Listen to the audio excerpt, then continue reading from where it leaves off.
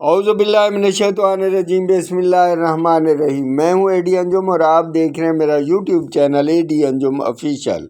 Channel کو subscribe کیجیے اور بیل آئیکن کا بٹن بھی دبا دیجیے تاکہ آپ کو اس طرح کی معلوماتی ویڈیوز بر وقت ملتی رہیں۔ ویڈیو اگر اچھی لگے تو دوستوں کو شیئر بھی کیجیے۔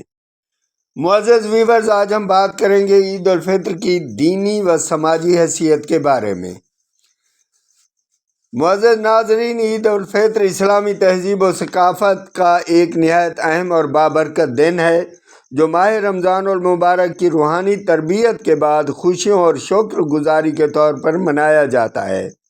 یہ دن دراصل اطاعت الہی، صبر و استقامت اور نفس کی پاکیزگی کا انعام ہے۔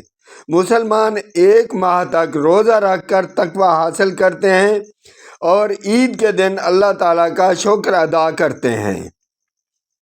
اجتماعی طور پر اپنی کامیابی کا اظہار بھی کرتے ہیں۔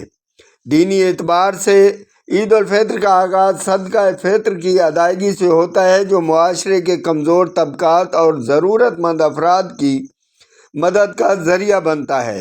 عید کی نماز مسلمانوں کے اتحاد، مساوات اور اخوت کا عملی مظہر ہے، جہاں امیر و غریب سب ایک صف میں کھڑے ہو کر اللہ تعالیٰ کے حضور سر بسجود ہوتے ہیں۔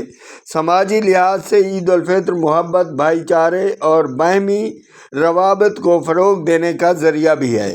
اس دن رنجشیں بھلا کر ایک دوسروں کو گلے لگاتے ہیں، خوشیاں بانٹی جاتی ہیں۔ خاص طور پر یوں عید الفطر نہ صرف روحانی مسرت کا پیغام دیتی ہے بلکہ ایک متوازن، ہمدرد اور باوقار معاشرے کی تشکیل میں بھی اہم کردار ادا کرتی ہے۔